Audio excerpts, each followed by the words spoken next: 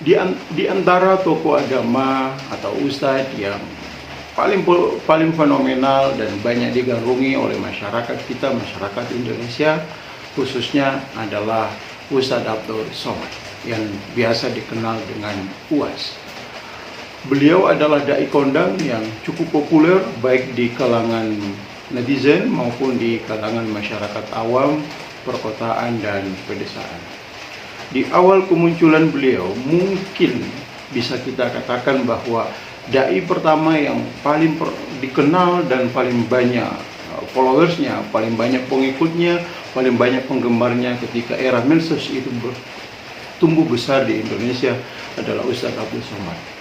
Sebelumnya banyak kita mengenal ustadz-ustadz kondang yang banyak begitu digandrungi oleh masyarakat, misalkan almarhum Zainuddin Amsel dengan ciri khas dan humornya, dengan retorika yang begitu mudah didengar, dipahami setiap ceramahnya.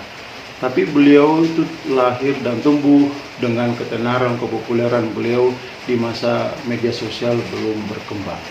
Tapi Abdul Somad atau yang disebut dengan UAS itu memulai hal itu, dan beliau tidak membranding dirinya sendiri, muncul secara alamiah karena potongan video-video yang direkam oleh masyarakat lalu menjadi viral dan dinikmati oleh banyak masyarakat.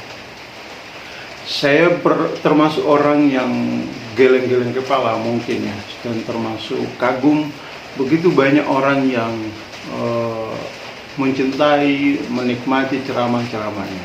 Di awal-awal kemunculan beliau itu di beberapa kota, saya lihat di video-video itu begitu banyak ribuan masyarakat yang menghadiri ceramahnya, tabligh akbar, dan seterusnya. Setidaknya kenapa itu terjadi? Karena masyarakat kita ini cenderung mengikuti pola viral ya. Apa yang banyak dibicarakan orang kemudian tertarik, penasaran, ingin menyaksikan secara langsung, dan itu yang dialami Ustadz Abdul Somad. Walaupun sekarang juga masih tetap aja eksis dengan channel YouTube-nya, dengan video-videonya, pengajiannya, dan seterusnya.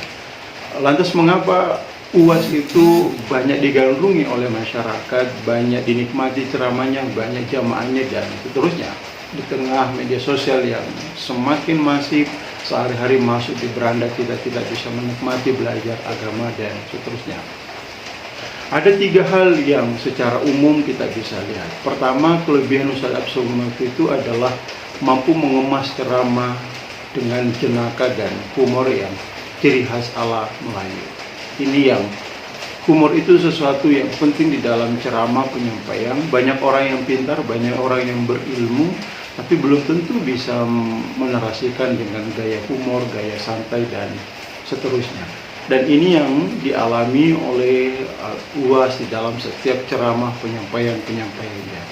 Yang kedua, di dalam dakwanya itu bukan sekadar humor, tetapi isu yang diangkat, contoh-contoh yang diambil adalah apa yang real terjadi di masyarakat. Dan secara bagi pendengar itu sesuatu yang sangat menjawab kebutuhan sehari-hari kita. Jadi dikemas dengan humor, kemudian penyampaiannya itu mengambil contoh-contoh yang real, faktual terjadi di sehari-hari kita, sehingga itu menjadi pertimbangan bagi kita, sehingga itu menjadi pencerahan barangkali bagi kita dengan apa yang terjadi. Nah, yang ketiga tentu adalah beliau juga punya kapasitas keilmuan yang tidak diragukan. Barangkali mohon maaf ada orang yang ceramah sekedar humornya, tetapi tidak sebanding antara humor dengan isi yang disampaikan. Ustadz Abdul Somad itu secara keilmuan tidak diragukan. S1 kalau tidak salah alumni Al-Azhar Mesir, kemudian S2, S3 Maroko dengan spesifikasi syariah atau hadis. Dengan kemampuan inilah, dengan kelebihan inilah yang dimiliki oleh UAS sehingga mampu didesain, mampu dilakukan dengan pendekatan sederhana, menyampaikan dengan penuh humor, tentu dengan isi yang mendalam atas kajian-kajian keilmuan beliau.